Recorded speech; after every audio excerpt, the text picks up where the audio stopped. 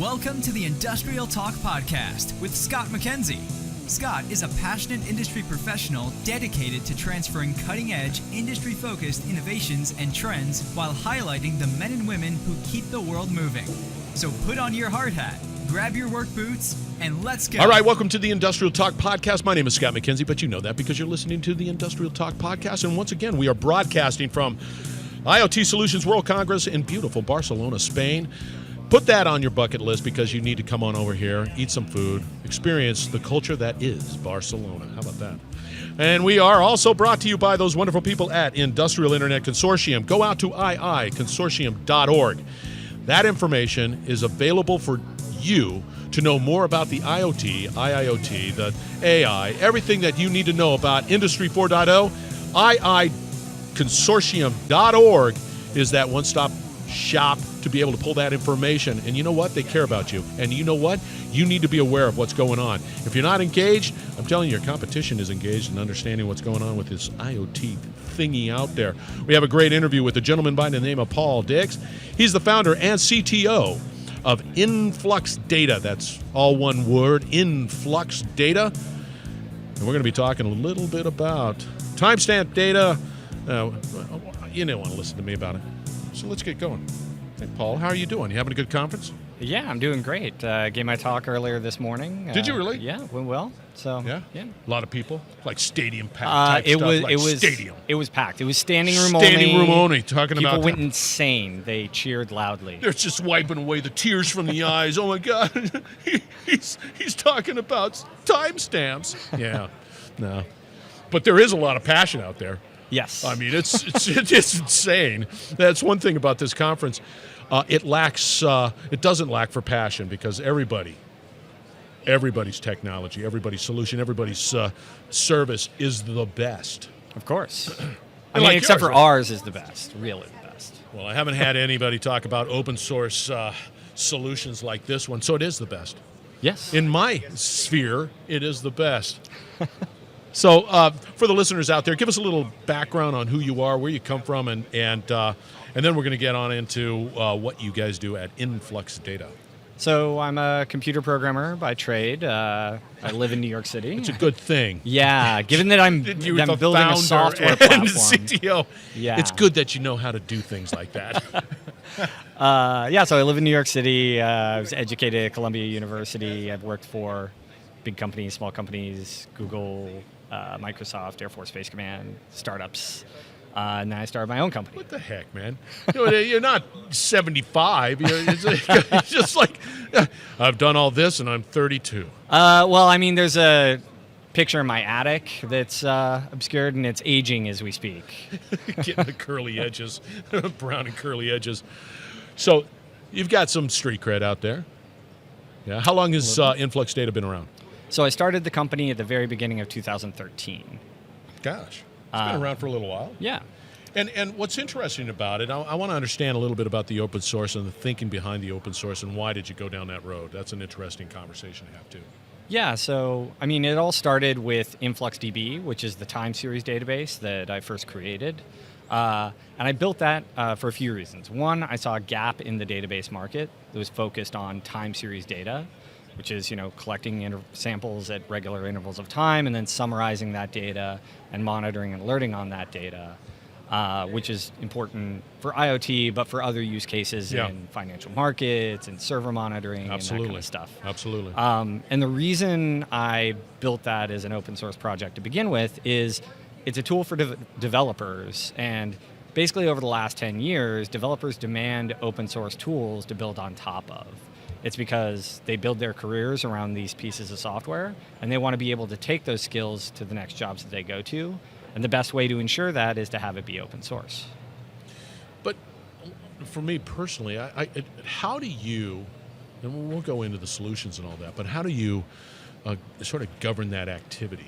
How do you take an open source model and be able to govern that activity of open sourceness? This has been a hot topic of debate over the last couple of years, particularly with vendors like us who are basically taking open source software and trying to create a business around it. Yeah. And the main thing is, as infrastructure software creators, Traditionally, 15 years ago, the model was you sell support, you sell services, and you sell software that makes it easier to run in production. Now, what's happened over the last 10 years is the cloud vendors like Amazon, Google, and Microsoft have taken the open source software and offered it as a service. So the value add that the vendors can provide is getting diminished by the cloud vendors.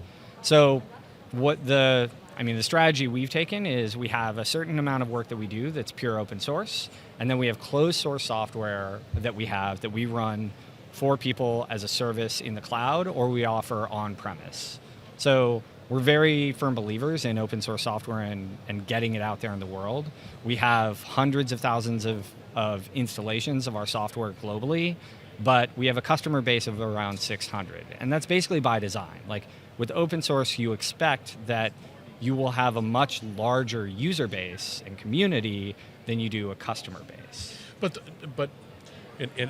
there's a good and a bad that probably comes with an open source type of thing. But the good is the fact that you get people that are smart and passionate and really want to do the right thing or to learn, to grow. So you are able to collect or get that information or get that insight into your product as well. Yeah, for sure. They'll frequently make comments on our GitHub repo and ask for features or file bugs, or they'll comment in the community forums. So there's definitely value that we get, even for people who use our software that aren't paying us, because ideally the community is all working together to improve the software and make it better over time.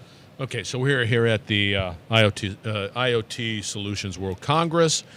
And let's talk a little bit about how you fit, how your organization, how your company fits within that structure and where you sort of reside, okay? Right. So for the listeners out there, talk to us. Yeah, so our platform basically helps software developers develop solutions around time series for collecting the data, storing the data at scale and querying it, processing it for monitoring and alerting purposes, and then visualizing it for human consumption.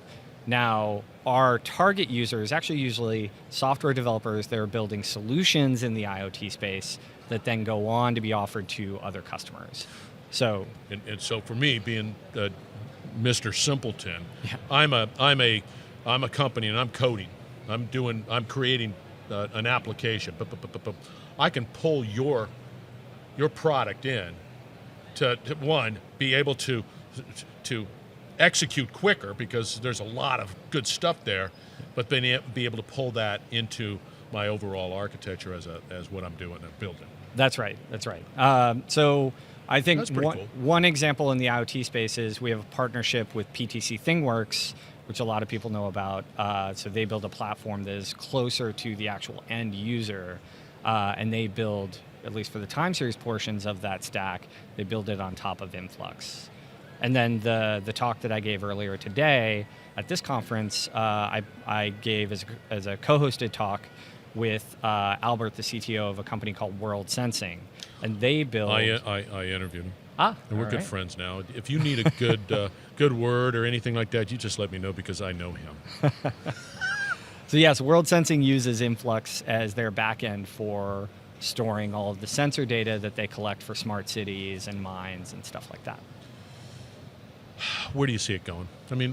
This is a, I don't know, how do you, it's a rapidly changing industry. There's just stuff happening, standards. It's never ending.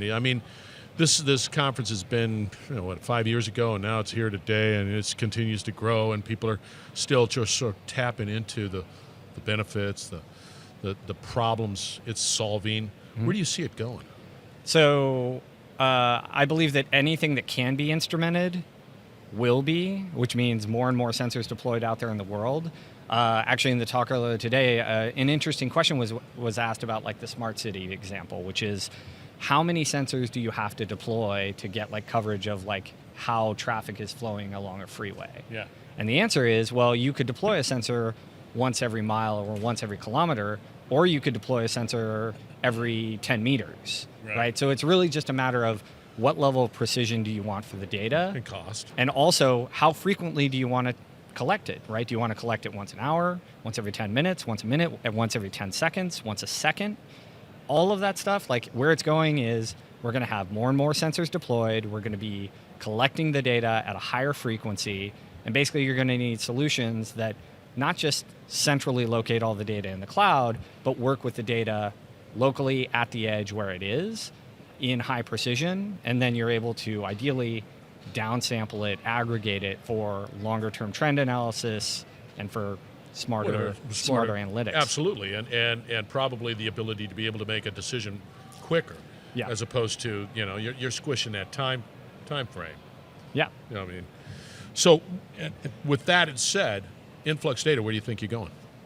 Where are we going? Yeah. So, I mean, that's all great about the future. How do you fit into that future? I mean, as a platform, we want to be the backbone for all of those solutions, right? We want people to build their software solutions on top of our software. And our goal really is focused on developers and focused on developer productivity. That's your market avatar. That's who you want to. Yeah. Because the reality is that, okay, me, I'm interested in the operations. I want to be able to collect that data. I want to be able to pull that data in so that I can make operationally tactical decisions based off of that motor, based off of whatever that might be. I don't know.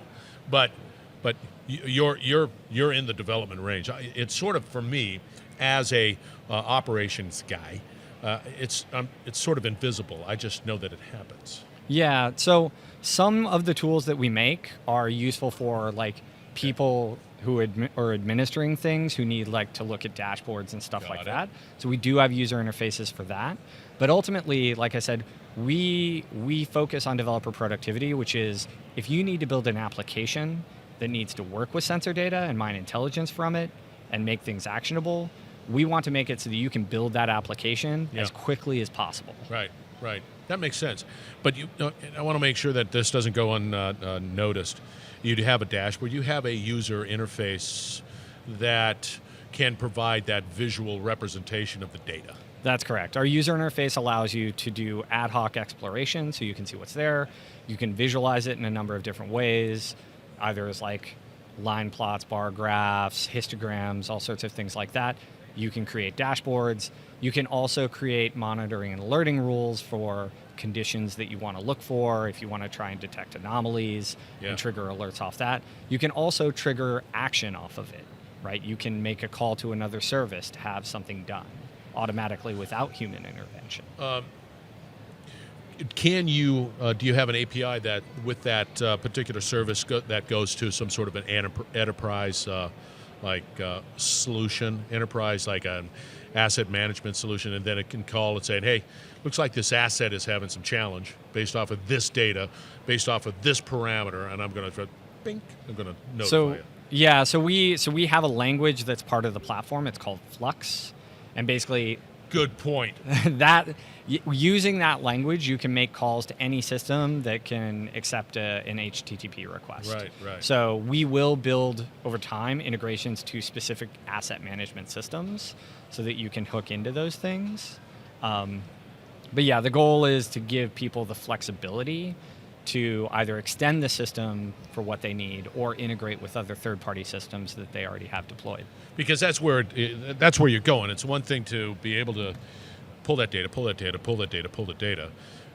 but you want that data to have some sort of ability to be actionable too, and maybe, just maybe, call to action somebody that you don't have to sit there and wait. It just automatically says, here's my parameters, I violated it, whatever it might be, and get on out there. That's right. Okay.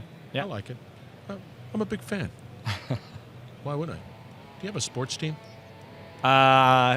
Influx does not have a sports team, but over time, maybe. Do you have a favorite sport that you follow? I do not. Okay, well, it's okay. Do you like hiking? Yes, I do. I like the sport of hiking. No, that's very good. Hey, are you out there on LinkedIn? I am indeed. Are you active on LinkedIn? Because there's people that are out there on LinkedIn that are not active. Find me as Paul Dix on either LinkedIn, Twitter, GitHub. Are you really? Yeah. All right, man. How many Paul Dix, and that's D-I-X. How many are out there? There are 3 other ones that I know of. Okay, type in Influx. That's INFLUX data. Then you'll be able to pull him. That's the right Paul that you need to pull in. There you go. Reach out. He knows his stuff. So thank you once again All right, for joining the Industrial Talk Podcast. And once again, we're brought to you by those wonderful people at Industrial Internet Consortium. Go out to iiconsortium.org. That's iiconsortium.org. And I'm telling you right now, if you're not getting engaged, if you're not looking into that information and pulling it down and figuring out how to create an IoT strategy, well, your competition is. Just FYI, I've talked to them. And then the other thing is that it's all free. So there is no excuse. You can't say, it costs too much. It doesn't even cost you anything. And you're getting the best of the best of people who are providing insights into the IoT world. So thank you very much for joining the Industrial Talk Podcast live from Barcelona, which is a great town. Put it on your bucket list. And I'm Scott McKenzie, and we're going to have another doggone great interview coming your way from the best of the best, just like Paul. He knows his stuff.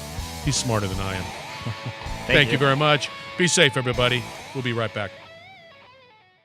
You're listening to the Industrial Talk Podcast Network.